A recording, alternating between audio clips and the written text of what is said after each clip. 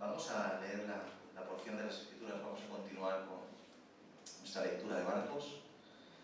Marcos capítulo 10, vamos a leer los versos del 13 al 16, una porción bastante particular de este Evangelio. Marcos capítulo 10, versos del 13 al 16. Dice la palabra del Señor así: y le presentaban niños para que los tocasen. Amén. Qué bendición, ¿eh? Amén. Y les presentaban niños para que los tocasen. Y los discípulos reprendían a los que los presentaban. Viéndolo, Jesús se indignó y les dijo: dejad a los niños venir a mí, y no se lo impidáis, porque de los tales es el reino de Dios. De cierto os digo que el que no reciba el reino de Dios como un niño, no entrará en él. Y tomándolos en los brazos, poniendo las manos sobre ellos, los bendecía. Amén. Amén a su palabra. Amén. Qué maravillosa es la Escritura. Amén. Te refresca, ¿eh? Amén. Te sacia, te llena de bien, ¿verdad? Bien, recién salimos de una de esas porciones de las Escrituras delicadas en el sermón anterior, complejas pero tan necesarias. ¿Recuerdan? Necesarias para la vida práctica, porque tenemos que predicar de todo, de la doctrina profunda que envuelve todo lo que es Dios, su plan, etcétera, etcétera, de todas sus enseñanzas. Pero ¿qué haríamos si las enseñanzas directas y prácticas son las más necesarias? Porque son las que nos enseñan a vivir. Amén. Si las enseñanzas prácticas de la Escritura, ¿qué seríamos? Personas que escuchan y llenan la cabeza de cosas y se maravillan, pero sin dirección alguna. Pero el Señor se dispone en las Escrituras a enseñarnos cómo vivir. Amén. Por eso son tan imprescindibles las Escrituras. Salimos de una de esas porciones complicadas y delicadas, pero tan maravillosas de las Escrituras y necesarias para todos nosotros, ya que Jesús les habla, después de recibir preguntas capciosas, sobre el matrimonio. Y sí, escuchan bien, sobre el matrimonio, porque aunque el encabezado del título de las editoriales en nuestras Biblias pone Jesús habla acerca del divorcio, en realidad le preguntan acerca del divorcio, pero Jesús les habla acerca del matrimonio. Amén. Los fariseos les preguntan acerca de romper y Jesús les habla acerca de construir. Amén. Porque ese es nuestro Señor. Tenemos un Dios que construye. Amén. Que destruye lo malo y que construye lo bueno. Amén. Y seguidamente encontramos esta porción de las Escrituras que nos muestra una situación providencial con unos niños y sus padres que propicia una enseñanza que tiene que ver con la importancia que tienen los niños. Dice el verso 13: y le presentaban niños para que los tocase, y los discípulos reprendían a los que los presentaban. Aunque pareciera abrupto este relato en el Evangelio de Marcos, justo después de hablar del divorcio, esta escena representada por unos padres y unos hijos, es precisamente todo lo contrario, ya que podemos ver la gran providencia de Dios, al propiciar que unos padres con sus hijos se acercaran a Jesús y estuviera relatado y ubicado justamente después de hablar del divorcio y del matrimonio, justamente Marcos ubicara este relato para hablar de los niños. Y esto lo digo porque tenemos una perfecta correlación entre la enseñanza del matrimonio seguida de la enseñanza acerca de los hijos. Amén. De la enseñanza de lo nocivo que es el divorcio y la importancia que tienen los niños. ¿Notan? Sabemos que hay algo que verdaderamente queda dañado, muy dañado, cuando existe un divorcio. Obviamente no son los bienes materiales, ni el negocio, ni el plan en conjunto que tenían, ni las propiedades, los bienes gananciales, ni demás. En primera instancia, claro está, el propio matrimonio, el hombre y la mujer, que sufren ese divorcio, pero si hay una figura representativa que es la imagen del dolor, es los niños, que no tienen culpa de nada. ¿Verdad? Los niños en medio de un divorcio son los que más lo padecen, porque ven que sus padres, los cuales son ejemplos de unidad, se separan y ellos quedan completamente separados, de mente, de corazón y de camino. No hay nada más destructivo para un niño que sus padres se divorcian. completamente destructivo. Es por eso que providencialmente Dios preparó el escenario para que seguidamente de hablar del matrimonio encontráramos en este Evangelio la enseñanza acerca de los niños. Por eso es tan maravillosa la Escritura. Para algunos es, no sé, un libro con una narrativa, una literatura impresionante. Para otras incluso tiene que ver con algo mágico. Pero para los cristianos es palabra de Dios inspirada por su Espíritu. Amén. Por eso es tan fabulosa, porque es Dios hablando. La letra de Dios escrita que nosotros, seres mortales y finitos, tenemos acceso a ella. Por tanto, valora la Biblia. Amén. Amén, amén. Valora la Escritura. Amén. Una de las primeras cosas que me gustaría resaltar en el relato de hoy, y vamos a ir así despacio para que pueda predicar, es el maravilloso y necesario deseo de estos padres de acercar a sus hijos a Jesús. Ya, la primera porción de las Escrituras ya te maravilla. Y vemos a unos padres que acercaban a unos niños a Jesús. Podemos ver por el rato cómo estos niños no son de avanzada edad, ya que fueron traídos y no vinieron ellos por su propia voluntad. Y los discípulos no reprenden a los niños que se acercan porque eran niños pequeños, reprenden a los padres que lo traían probablemente en brazos a que fueran bendecidos por el Señor Jesús. Por tanto, sabemos que no fue la voluntad de los niños acercarse a Jesús, ya que su edad no se los permitía, sino que era la voluntad de los padres de acercar a los niños a Jesús. Estos padres no les traían a sus hijos a Jesús para que los sanase. No tiene nada que ver esta escena con temas de sanidad. No era ese tipo de petición lo que acompañaba la voluntad de estos padres, sino lo único que vemos es que como quieren recibir estos padres la bendición de Jesús para sus niños, que aún eran infantes. De alguna manera estos padres entendieron que no podían desperdiciar esta oportunidad, de que debían de cualquier manera importunar la situación para acercar a sus hijos a Jesús. ¿Qué haría usted? Acercar a los niños a Jesús. Este hombre tiene que bendecir a mis hijos. Tiene que tocarlos. Es necesariamente importante. Y de ahí la escena. Y es algo que tendría que despertar en el corazón de cada uno de los cristianos, ¿verdad? Acercar a nuestros hijos a Jesús. Amén. Pues vivimos en unos tiempos que incluso dentro de nuestros hogares cristianos hemos abandonado la creencia de que Jesús es lo mejor que le puede pasar a nuestros hijos. Parece fuerte. Quizá a lo mejor en palabras no lo decimos. Quizá con nuestros labios no lo pronunciamos, pero sí con nuestros hechos. Nuestros hechos a veces enuncian que Jesús no es lo mejor que le puede pasar a nuestros hijos. Porque no actuamos en consecuencia. No tenemos ese corazón de padre que importuna a la gente a pesar de la multitud para traer a sus hijos a Jesús, a que Jesús le ponga las manos sobre ellos. Piénselo por un momento. ¿Cómo criamos a nuestros hijos? ¿Cómo criamos a nuestros pequeños? ¿Cuánto tiempo pasamos instruyéndoles? Abriéndoles las Escrituras. ¿Cuántas familias no valoran el traer a sus hijos, aunque sean pequeños, y sentarlos en ese lugar para que escuchen la palabra de Dios, para que escuchen las oraciones de los hermanos, para que se críen en un ambiente cristiano? Hay una gran diferencia de los niños que crecen dentro de las iglesias a los niños que crecen fuera.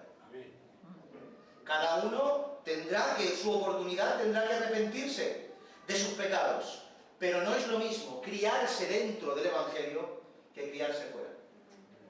Yo es el recuerdo que tengo cuando era pequeño, de mi familia. En medio de cultos, en medio de oraciones, en medio de vigilias, en medio de Biblia, en medio de pastores, en medio de lectura, en medio de eso me he criado así. Y créanme que ha influido en mi vida. Y ha influido en la suya. Pero no se valora traer a los niños al culto. ¿Cuántas veces hemos aprovechado sus malas conductas puntuales para enseñarles un principio bíblico? Los reñimos sin más. Una reprimenda para que no vuelva a hacer lo que tiene que hacer, pero no nos tomamos un minuto para aprovechar el momento, como hacía Jesús con sus discípulos, para enseñarles un principio puntual de la Biblia. No enseñamos a nuestros hijos.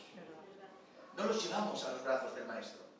Vivimos en un tiempo donde hemos dejado la responsabilidad de la educación de nuestros hijos a otros aspectos, a otras instituciones. ¿Estamos aquí? Amén. A la educación escolar del colegio, que los niños tienen que ir al colegio, obviamente que sí, pero nos hemos dejado asignada que los críen los profesores. Dios nos libre de cómo está el colegio hoy en día. Que les enseñen matemática, pero no moral. Hemos dejado a nuestros hijos a merced de que sean criados por nuestras propias culturas. Vengamos de donde vengamos, mira, les implantamos nuestra cultura y esa va a ser la crianza de nuestros hijos. Y cosas semejantes a estas. Vivimos en los tiempos en los cuales hemos abandonado a nuestros hijos a merced de la red, a merced de internet, y los crían personajes e individuos de la tele. Y los dejamos ahí, a que esos sean su ejemplo. ¡Qué peligro!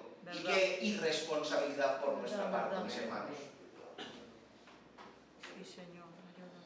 Pero bueno, en muchas ocasiones nos damos cuenta del error a tiempo y rectificamos. Pero ¿saben lo que me da miedo? ¿Están aquí? Amén. ¿Saben lo que me da miedo? Que en ocasiones no es descuido ni desconocimiento, sino una decisión consciente y voluntaria que cree que llevar a nuestros hijos a Jesús como toca, como se enseña bíblicamente, les resta y no les suma. Y si no, piensen en nuestras acciones otra vez. Les resta porque les arrebata cosas que los demás niños tienen. Si traigo a mis hijos a Jesús como toca, mis hijos perderán cosas que los demás niños de su alrededor tienen. No podrán festejar como ellos, no podrán celebrar como ellos, no podrán recibir regalos como ellos, no podrán tener la misma gente alrededor que tienen ellos, no tendrán lo que los demás niños tienen. Por tanto, relacionamos acercar a nuestros hijos a Jesús con una resta y no con una suma. Les resta porque acercarlos a Jesús es a alejarlos de la cultura, de mi cultura, de la que yo me crié. Cuanto más lo acerco a Jesús, más lo alejo de la cultura. ¿Y qué hará mi hijo sin cultura? ¿Qué hará mi hijo si no se cría con los principios culturales que yo tengo? Creyendo que la cultura del cielo no es suficiente, apostando más por la cultura de la tierra. La vana manera de vivir heredada por nuestros padres, que dice la Escritura. Amén. Les resta, claro, porque todas estas cosas hacen que mi hijo sea el marginado de la sociedad, el que se queda al sol, solo, el que se queda sin amigos, sin entorno, sin futuro. No se van a fijar en mi hijo, no se van a fijar en mi hija, con quién va a dar, con quién se va a casar, cómo va a desarrollar su vida en una sociedad secular que camina por otro sitio. Y aunque con los labios decimos quiero que mi hijo se acerque a Jesús, con nuestras acciones los llevamos lejos de Jesús, porque Jesús en mi corazón entiendo que les resta y no les suma. Pero Jesús siempre suma. Amén. Jesús siempre suma. Amén.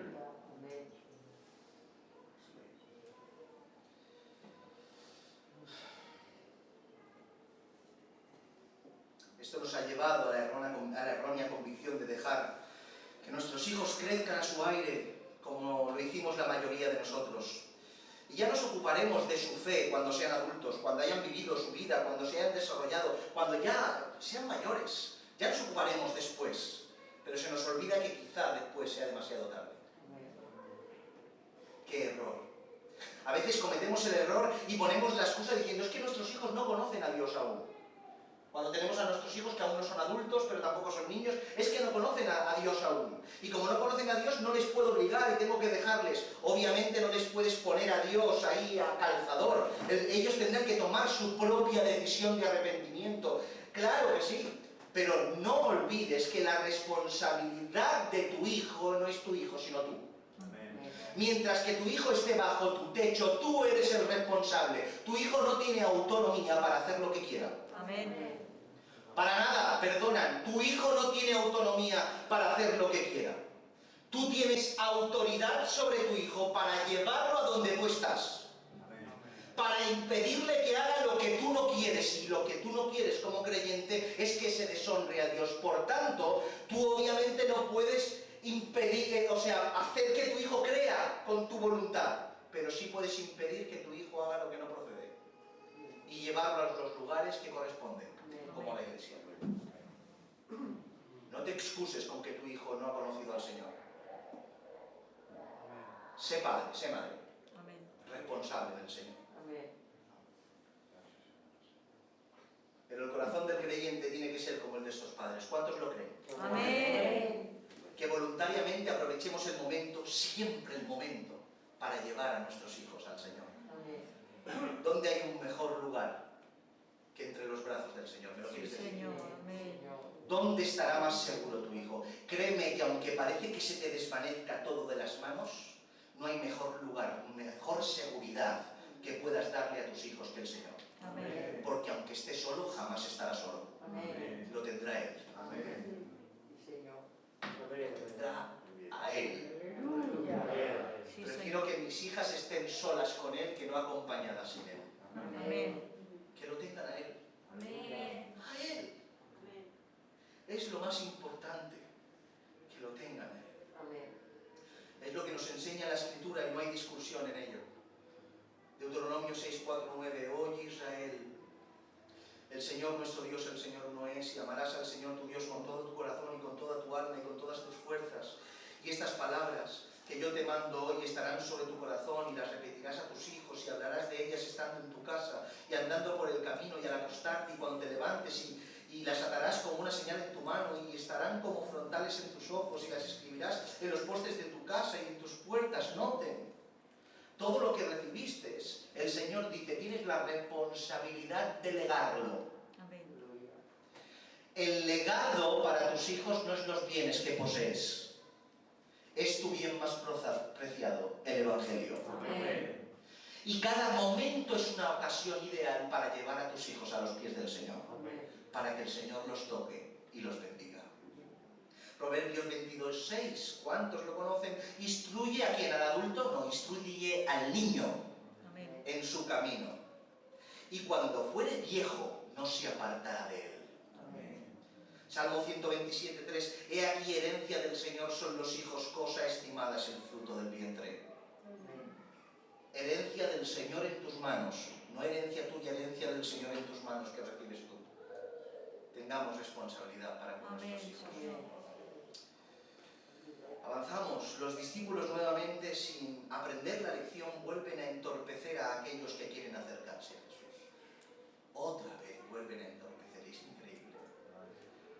Para ellos, que aquellos padres con sus hijos, que estos se acercaran a Jesús no era algo prudente, era algo que iba a interrumpir su ministerio, era algo inapropiado que molestaría al maestro, pero qué equivocados estaban. Y es sencillo a estas alturas del Evangelio saber por qué era equivocado. Porque el cristiano, ya nos ha enseñado Jesús a lo largo de todo lo que llevamos de Evangelio, no puede ser obstáculo sino puente. Amén. No puede ser obstáculo sino puente, no debe ser tropezadero sino ayuda para todos aquellos que quieran acercarse al Maestro. Yo no puedo ser un muro de contención para aquellos que quieran acercarse. Yo no puedo ser aquel que ponga trabas a aquel que quiera acercarse a Jesús, sino aquel que extienda la mano y enlace la mano con Jesús. No puedo ser tropezadero sino puente. En ocasiones, por H o por B, en vez de ser canales, nos convertimos en obstáculos. En vez de ser medios que acercan a Jesús, nos convertimos en muros que rechazan, que tiran para atrás a aquellos que intentan quizá acercarse. Y en ocasiones lo hacemos en aras de la fe y del Evangelio. Usamos el Evangelio no como salvavidas de la humanidad, sino como una arma arrojadiza para pisotear a todo aquel que se acerca. Enseguida sacamos las leyes, los defectos y aquello que tienen mal. Y obviamente que se tiene que denunciar el pecado y que se arrepientan, pero siempre con la mano extendida del Evangelio. El Evangelio no te condena para que te marches. Te compunge y hace que el Espíritu obra para que te arrepientes y te acerques. Amén. El Evangelio no expulsa, el Evangelio atrae. El Evangelio acerca. El Evangelio atrae. Solo piensa en esto si debemos ser como Jesús? ¿Acaso Él no fue el medio, el puente perfecto para acercarnos al Padre? Él no vino a condenar al mundo, dice la palabra, sino a que el mundo fuese salvo por medio de Él. Él vino a los suyos no para espantarlos, sino para que los suyos se acercaran. Obviamente que los que no son suyos se marcharán. Pero nosotros siempre tenemos que ser puentes, nunca obstáculos. A esto el Señor no le impedía enunciar la verdad y hacer azote de cuerdas, pero en el momento que correspondía y siempre con la mano extendida. Aquellos que el Señor salvaba, cuando el Señor volcaba las mesas, no veían ira, sino una mano que quería rescatar. Amén. Amén. Cuando el Señor señalaba, no veían odio, sino un dedo que quería traer.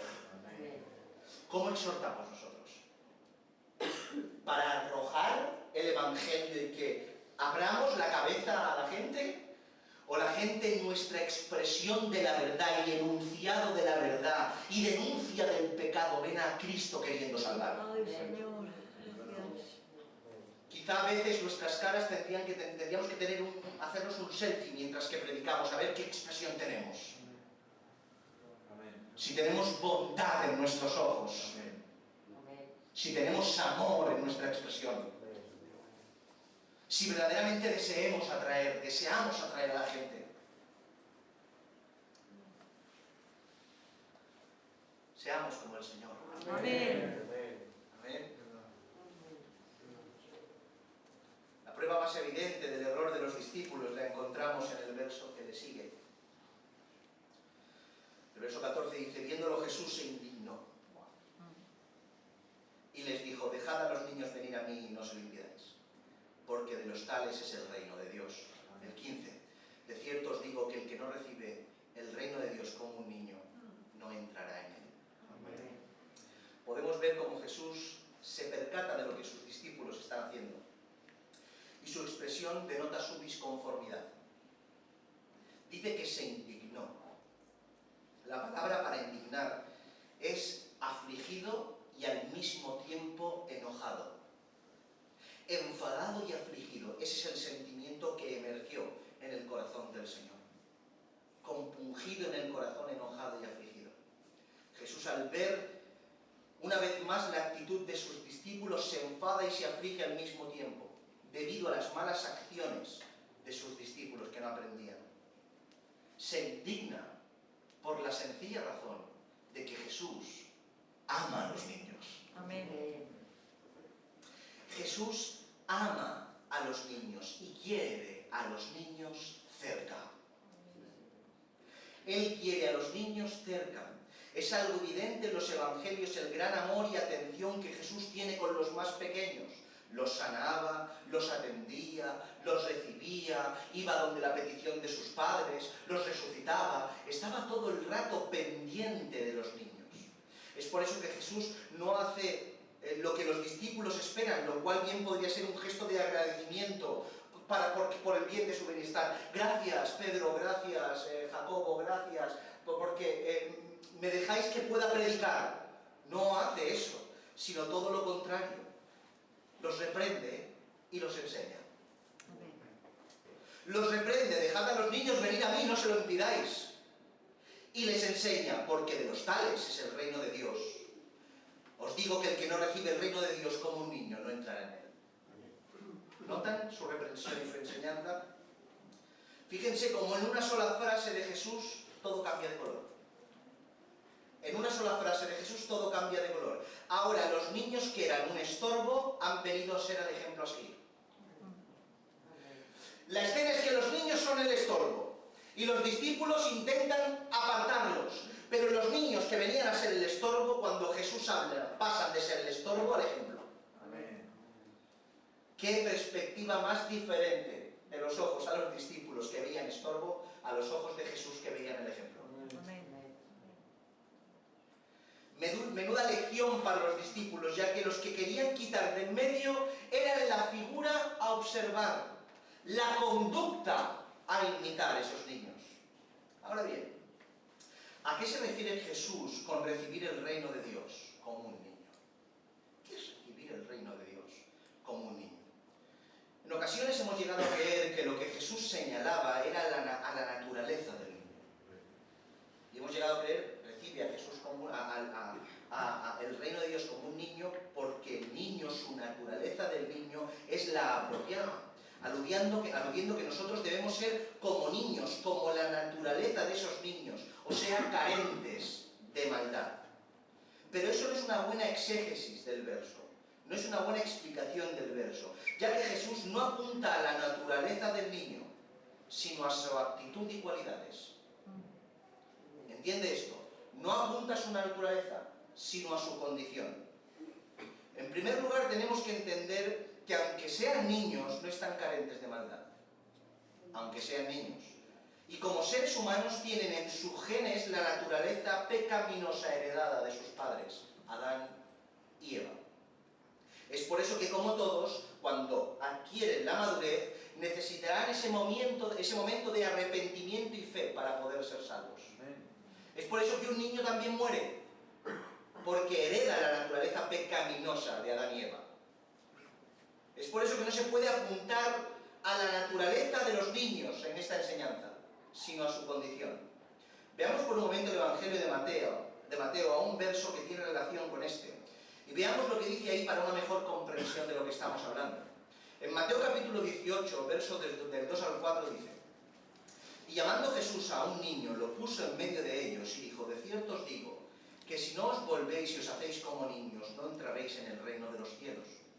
Así que, cualquiera, noten, que se humille como este niño, ese es el mayor en el reino de los cielos.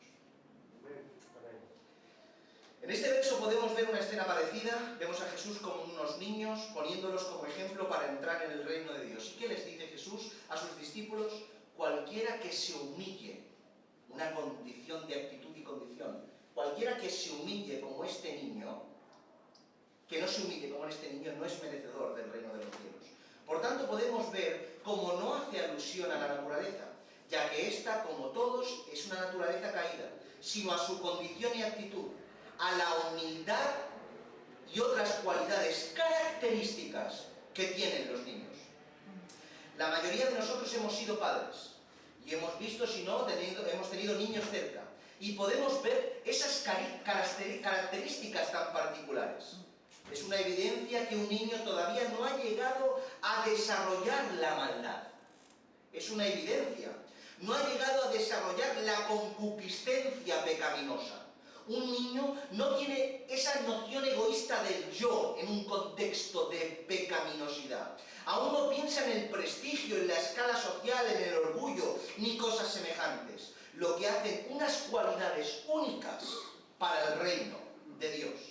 Los niños son inocentes. Los niños tienen confianza, son confiables. Tienen ausencia de rencor, se matan y al segundo son mejores amigos. Los niños son moldeables, los puedes transformar a la imagen que te parezca. Son dependientes, no independientes, necesitan de un adulto para poder desarrollarse. Notan las cualidades, no su naturaleza, sino las cualidades. Por tanto, es fácil deducir que la regeneración tiene implícitas dichas cualidades. Así pues, cuando el Señor dice, tenéis que volveros como niños, porque de ellos es el reino de Dios, hace una clara alusión a la verdadera regeneración, que tiene implícito ese nacimiento de nuevo, que despierta de nuevo en ti por medio del Espíritu las cualidades que abandonaste por causa de ser adulto. Cualidades. Por eso no es casualidad que se le llame al creer en el Señor nacer de nuevo. Volver a nacer de nuevo. Y uno cuando nace de nuevo se vuelve un niño. Un niño siendo adulto para poder recibir el reino. Aleluya. Un niño siendo adulto para poder recibir el reino. Y precisamente eso es a lo que se refiere Jesús cuando nos dice que es necesario que seamos como niños para tener acceso al reino de los cielos. ¿Han entendido esto? Amén. Y tomándolos en los brazos, poniéndole las manos sobre ellos, los bendecía. Nuestra porción y relato de hoy concluye con estas enternecedoras escenas, o enternecedora escena.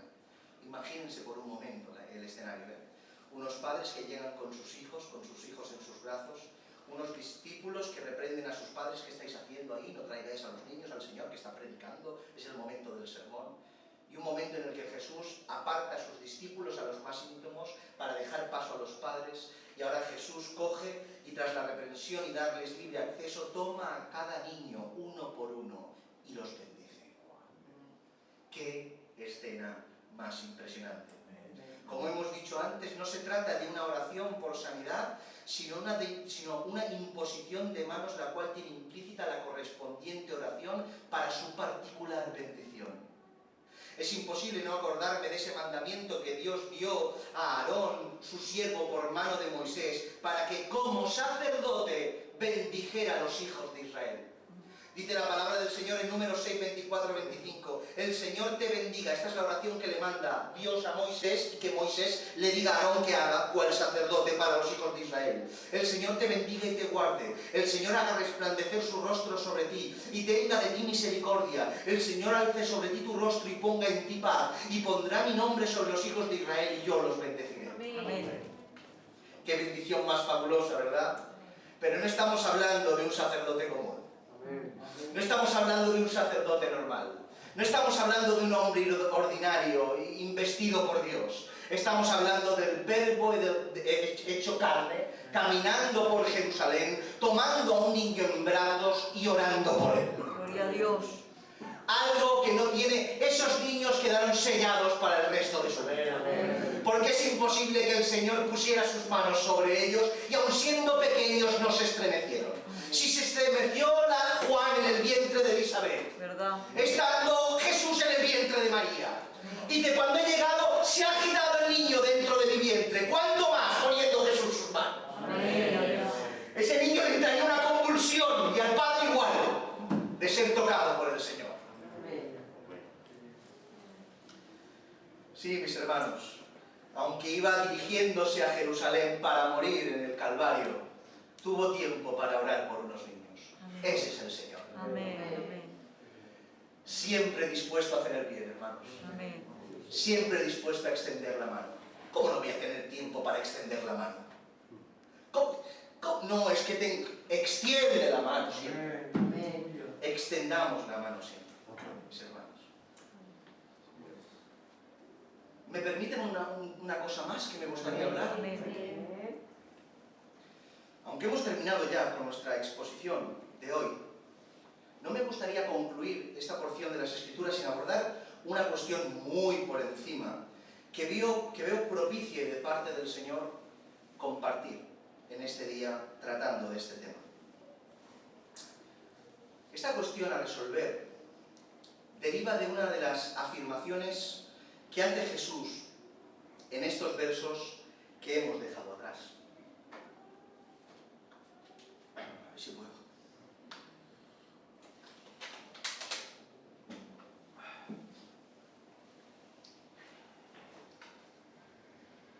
Uno de los versos que hemos dejado atrás es el versículo 14. Dice la Escritura: viéndolo Jesús se indignó y les dijo: dejad a los niños venir a mí y no se lo impidáis. Y ahora dice: porque de los tales es el reino de Dios. Aunque no es algo automático y no automáticamente te viene este pensamiento, es muy fácil que tras leer esta afirmación surja una de las preguntas más populares y frecuentes en cuanto a los niños se refiere. Y esta pregunta es la siguiente: ¿son salvos todos los niños que mueren? Pregunta delicada, ¿verdad? ¿Son salvos todos los niños que mueren? Mis hermanos, creo que esta cuestión necesariamente necesita una respuesta. Necesita una respuesta. Porque no son pocos los cristianos y gente alrededor del mundo que se ha encontrado con la trágica y terrible situación del fallecimiento de uno de sus hijos pequeños. Son incontables. Cuando conocemos a gente de cerca que ha sufrido esto, no sabes dónde poner la cabeza, no sabes qué decir. Es algo terrible. O bien porque lo pierden por cualquier tipo de situación a temprana edad, o bien como casos que tenemos recientes, que en medio de la gestación, del propio embarazo, en cualquier tiempo, porque sabemos que la vida se gesta desde el mismo momento de la concepción. Pierden a los niños en los vientres de sus madres, se mueren. Han sufrido esa ausencia tan grande que experimentarán ese dolor a lo largo del resto de su vida. No es algo que se marchará, es algo que les acompañará siempre. Es por eso que creo necesario contestar a esta incógnita con las Escrituras y tomarme unos minutos y ver qué es lo que éstas dicen al respecto y traer luz a estas personas que están padeciendo esta situación y preguntando en tantas ocasiones estas personas si sus hijos irán al cielo o no irán al cielo, serán salvos o no serán salvos. Y necesitamos una respuesta bíblica a esto, ¿no les parece? Amén. Aunque quisiera abordar este tema y contestar una pregunta rápidamente, o al revés, abordarlo de una manera muy amplia, es necesario al menos como mínimo que reflexionemos juntos al respecto muy rápidamente y hablemos algunas cuestiones, algunos puntos rápidamente, para tener esto en mente antes de llegar a la conclusión, para así tener una respuesta bíblica y en consecuencia confiable y segura. Las respuestas bíblicas son confiables. Amén. Las respuestas de hablar no son confiables. Ahí están. Pero las respuestas bíblicas son confiables. Me generan una confianza y la confianza me genera seguridad. La seguridad me genera estabilidad, convicción de lo que creo es real. Amén. Por partes. En primer lugar, atendamos algo respecto a los atributos de Dios. Todos sabemos de una manera que una manera en la cual conocemos a Dios es mediante la manifestación de sus atributos, ¿sí? Amén. Sabemos que Dios es omnipotente, que todo lo puede, que es omnisciente, que todo lo sabe, que es omnipresente, que en todos los lugares está. Sabemos que Dios es amor, sabemos que Dios es misericordia, etcétera, etcétera. Y entre todas estas cosas sabemos que Dios es absolutamente justo. Amén. ¿Lo sabemos? Amén. Cuando hablamos de sus atributos, no solo nos referimos a la definición de sus acciones, sino a la naturaleza de las mismas. O sea, la ejecución de su atributo puesto en acción me hace ver el estado de su naturaleza. ¿Entienden? O sea, para que me entiendan, si la acción es que Dios ama mediante las manifestaciones correspondientes del amor, a lo que nos referimos respecto a la naturaleza de los atributos es que en esencia Dios es amor y por tanto se manifiesta amando. Amén. Por tanto, cuando aplicamos esto a su atributo de justicia, nos referimos tanto a sus acciones, las cuales son todas justas, por cuanto en su esencialidad es absolutamente justo. Amén. Dice la Escritura en el Salmo 119, verso 137, justo eres tú, oh Señor, y rectos son tus juicios. ¿Notan? Justo eres tú en esencia y en consecuencia de tu naturaleza, justos son tus juicios.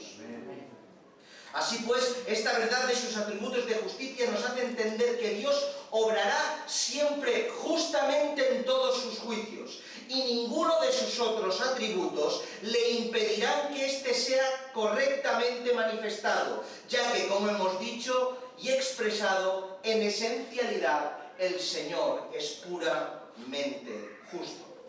Un ejemplo perfecto de su justicia, perfectamente aplicada, la encontramos con la misión absoluta de la redención, la cual parte de justificar a hombres culpables de pecado. ¿Cómo puede Dios justificar a un impío? ¿Cómo lo puede hacer?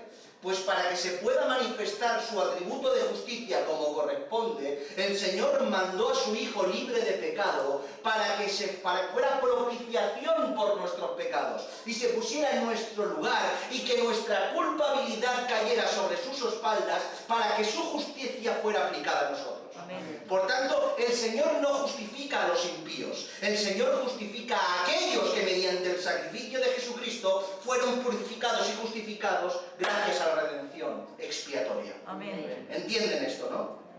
El ejemplo más práctico, ¿se acuerdan? Hace mucho que no lo decimos, ¿verdad? Ese juez, esa joven que comete una infracción de tráfico, la traen aquí al juzgado de guardia, el juez dictamina la sentencia, 300 euros de multa y no sé qué, no sé cuántos, y justamente después del juez ponerle la multa, baja, se va a las oficinas cercanas y paga la multa que él mismo se impuso. ¿Cómo puede pagar la multa? Porque este juez no solo era el juez que juzgaba el caso de la joven, sino que también era el padre de la joven. Él como padre podría haber usado su lugar y decir, yo soy juez, voy a utilizar mi lugar privilegiado de juez y como es mi hija voy a quitarle la culpa. Pero ¿qué hubiera pasado? Que se hubiera hallado un juez injusto. Pero en cambio actuó con su atributo de justicia impecable, dictaminando la sentencia, pero como padre pagó el precio de la misma. Eso es lo que hizo el Señor por nosotros. Por tanto, siempre es puramente justo en todos y cada uno de sus juicios, y en esta manifestación de la redención lo podemos ver a la perfección. ¿Han entendido esto? Amén. En segundo lugar, con esto en la cabeza, vayan acumulando la información en la cabeza. Con esto en la cabeza, reflexionemos sobre cómo que Dios salva y cómo que Dios condena. Estamos yendo a 1000 por hora, Pero ¿cómo es que Dios salva y cómo es que Dios condena? Súper resumidamente lo expresaremos en una sola frase y definición. Dios salva mediante la gracia y condena por las obras. Amén. Dios salva por gracia y condena por las malas acciones de los hombres. Para que lo entiendas, no hay hombre ni mujer en el mundo que se salve por mérito alguno. Amén. Efesios 2:8, porque por gracia sois salvos por medio de la fe, y esto no de vosotros, pues es don de Dios, no por obras para que nadie se gloríe. Por tanto, no hay un ser humano en la tierra de ninguna de las edades ni épocas que haya podido salvarse por medio de sus buenas acciones. Las acciones no salvan a nadie, su gracia nos salva. Amén.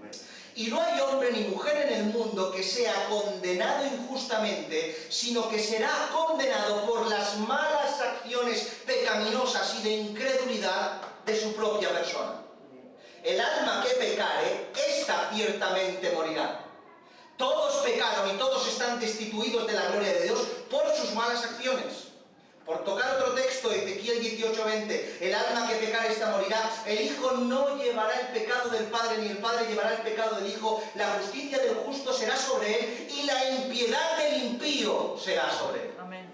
¿Notan el equilibrio de su justicia? Por tanto, en un mundo de seres humanos llenos de pecados, aquellos que serán salvos lo serán por la gracia, y aquellos que serán condenados lo serán por recibir la justicia de Dios a causa de sus malas acciones. ¿Han entendido esto? Amén. Todos son culpables, todos somos culpables de pecado.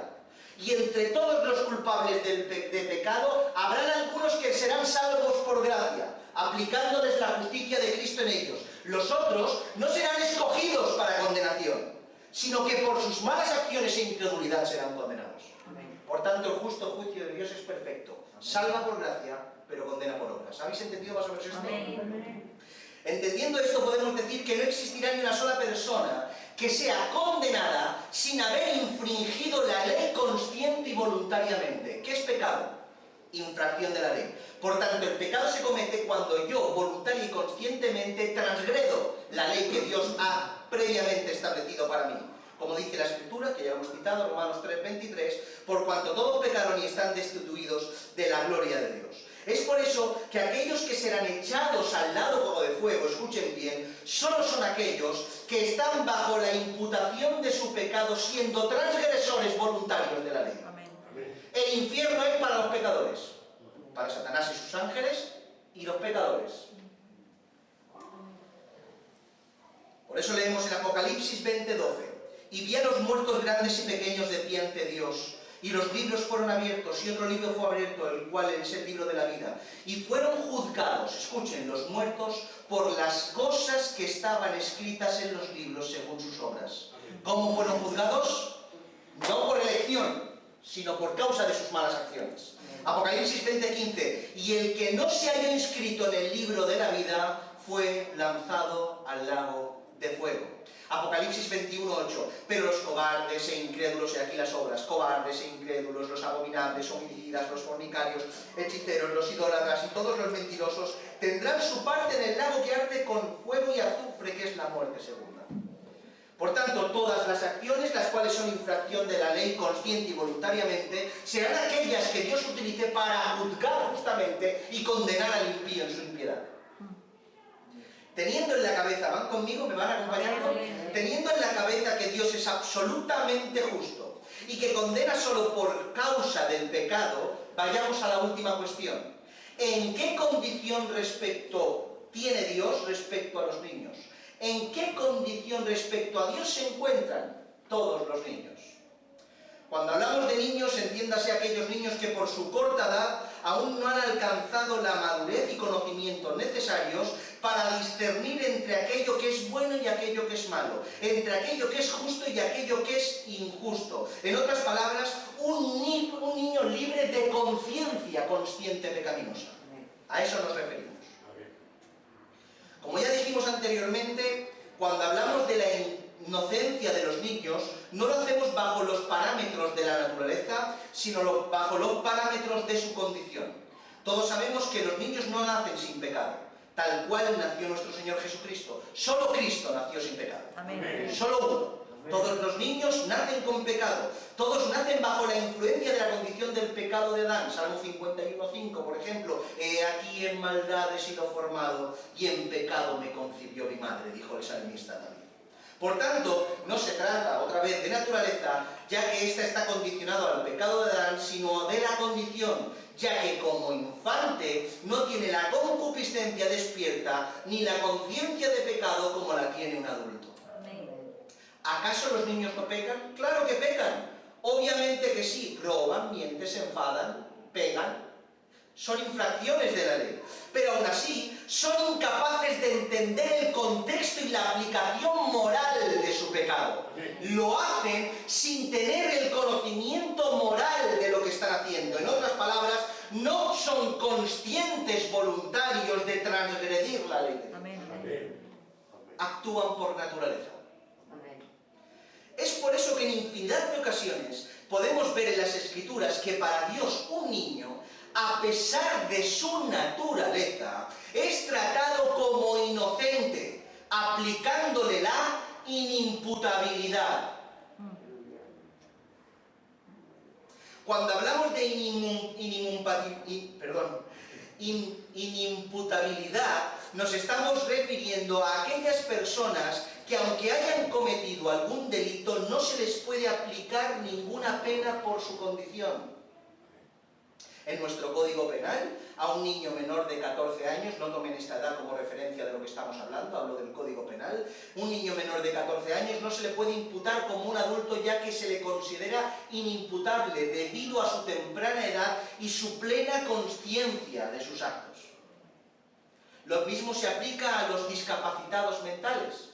En el artículo 25 del Código Penal establece que se considera incapaz a toda persona, haya sido o no declarada su incapacidad, que padezca una enfermedad de carácter persistente que le impida gobernar su persona o bienes por sí misma. ¿Notan? En el artículo 20 dice que está exento de responsabilidad criminal el que al tiempo de cometer la infracción penal a causa de cualquier anomalía o alteración psíquica no pueda comprender la ilicitud del hecho de actuar conforme a la comprensión. Delinque, pero no es consciente de su delito. Pues eso mismo es lo que Dios establece para con los niños, que no han alcanzado la madurez suficiente para discernir la consecuencia y repercusión de sus acciones. Y permítanme algunos versos para demostrarlo y terminamos.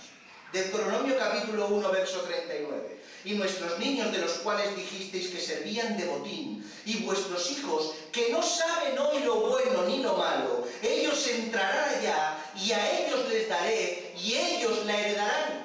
Cuando el pueblo de Israel sale de Egipto, por causa de la incredulidad y del pecado de aquellos que fueron liberados de la mano fuerte de Faraón, el Señor juzga y castiga a todo el pueblo de Israel y dice: vosotros no entraréis, pero vuestros niños, ellos heredarán la tierra, porque ellos, aunque os han acompañado en vuestro delito, no son culpables, porque no saben hoy lo bueno ni lo malo. Amén. Gloria a Dios. En Jeremías capítulo 19, verso 4, porque me dejaron y enajenaron este lugar, y ofrecieron en él incienso a dioses ajenos, los cuales no habían conocido ellos ni sus padres, ni los reyes ni Judá, y llenaron este lugar de sangre de inocentes, los sacrificios de bebés a Baal, el fuego a Moloc. Ellos los sacrificaban, y el Señor, ¿cómo los menciona a estos niños? ¿Qué son para el Señor? Inocentes. Daniel 16, 20, 21. Además de esto, tomaste tus hijos y tus hijas que habías dado a luz para mí, y los sacrificaste a ellas para que fuesen consumidos. ¿Eran pocas con tus fornicaciones? Para que degollaras también a mis hijos y los ofrecieras a aquellas imágenes como ofrenda que el fuego consumía. Noten, aquí les trata antes en el verso anterior como inocentes, pero aquí tenemos ahora una expresión más fuerte, que dice que aquellos que fueron sacrificados en otros rituales paganos, el Señor los considera no solo como inocentes, sino como a sus hijos. No criaturas, no creación, son hijos míos. Amén. Pero no solo para los niños que ya han nacido. Y esto para que venga de consolación a aquellas que han perdido niños aún en los vientres, gestándose. No solo para los niños que ya han nacido, sino para aquellos que aún están sin nacer, gestándose aún en el vientre de su madre. Jeremías capítulo 1, verso 5. Antes que te formase en el vientre te conocí. Y antes que nacieses te santifiqué. Te di por profeta a las naciones, dice la Escritura. Salmo 139, 16. Mi embrión vieron tus ojos, y en tu libro estaban escritas todas aquellas cosas que fueron luego formadas, sin faltar una de ellas. Pero vayamos más allá. No solo aquellas personas, no solo aquellos niños que están desde el vientre de su madre, sino aquellos, como hemos dicho, que también los pierden. Dice la Escritura en Job capítulo 3, verso 16, 17. Porque no fui escondido como abortivo, como los pequeñitos que nunca vieron la luz. Allí los impíos dejarán de perturbar, y allí descansan los de agotada fuerza. Eclesiastés 6, 3, 5 dice: aunque el hombre engendrase 100 hijos y viviere muchos años, y los días de su edad fueren numerosos, si su alma no se sació del bien y también careció de sepultura, yo digo que un abortivo es mejor que él, porque éste en vano viene y las tinieblas va, y con tinieblas su nombre es cubierto. Además, no ha visto el sol ni lo ha conocido. Más reposo tiene aquel que éste. Amén. Noten como para el Señor incluso aquellos que no llegan a nacer vienen a formar parte de los que entran en su reposo, de los que descansan en su presencia. Amén. Incluso los que no nacen entran en su reposo. Aleluya. Por tanto, para Dios, como los niños, sea en la condición que estén, desde el mismo momento de la concepción en el cual el alma se crea, los considera como suyos. Así pues, a pesar de su naturaleza, les aplica la inimputabilidad por causa de su condición, Amén. sin despertar su pecado. Amén. Recapitulando, Dios es justo, y por consiguiente todas sus acciones y juicios también lo son. Dios salva por gracia y condena por obras. ¿Qué obras malas han hecho estos niños? Los niños están en una condición de naturaleza caída, pero ausentes de conciencia de pecado, y por eso vemos que para Dios, a pesar de su naturaleza, los considera como suyos, por causa de su condición. Por tanto, mis hermanos, teniendo toda esta información en la cabeza muy rápido, de una manera muy rápida, podemos dar una respuesta bíblica y segura a esta pregunta. Todos los niños, sin conciencia de pecado, desde el minuto 0,1 o 0,0,1 de la gestación, que están en el vientre de su madre, no logran nacer o mueren antes de que su concupiscencia sea despierta. Todos los niños, absolutamente, a pesar de su naturaleza, por causa de que no se les puede imputar de ningún pecado, no se les puede juzgar como infractores de la ley. Para Dios son suyos y automáticamente están en su presencia. Amén. Amén. Aleluya. Gloria a Dios. Aleluya. Mis hermanos, es que sería imposible. ¿Saben cuántos niños mueren cada año? ¿Saben cuántos abortos hay alrededor del mundo cada año? ¿Ustedes creen que los miles de millones de abortos que han habido alrededor de la historia del tiempo, entre todos estos solo los que Dios escogió, y otros se despertarán sin ni siquiera haberse gestado sus brazos en el infierno para vivir eternamente condenándose? Dios es justo y todos sus juicios también lo son. Amén. Por tanto, Dios en su soberana omnipotencia y su soberana elección desde antes de la creación de todo, según lo que nos indican las Escrituras, ha escogido por gracia salvar a todos los niños. Escogió por gracia salvar a todos los niños. Por tanto, que todas las madres, todos los padres que han sufrido esas pérdidas se consuelen en la idea de que en los brazos donde se despertaron son incluso mejores que los suyos. Así pues, tal cual dijo David en las Escrituras, que David después dice en 2 de Samuel 12, 22, 23, y él respondió: viviendo aún el niño, yo ayunaba y lloraba diciendo: ¿quién sabe si Dios tendrá compasión de mí o vivirá el niño? Mas ahora que ha muerto, ¿para qué he de ayunar? ¿Podré yo hacerlo volver? Y dice la Escritura: yo voy a él, mas él no volverá a mí. David tenía conocimiento de que aunque echaría de menos a su hijo tenerlo en los brazos, su hijo, que no lo vio nacer, llegó a los brazos del Padre Celestial y él iba a ver a su hijo. Así que consolémonos y sepamos la respuesta que Dios nos da para esto y recibamos consuelo en nuestras almas, sabiendo que Dios ama a nuestros hijos más que nosotros los amamos a ellos. Vamos a orar al Señor. Inclina tu cabeza.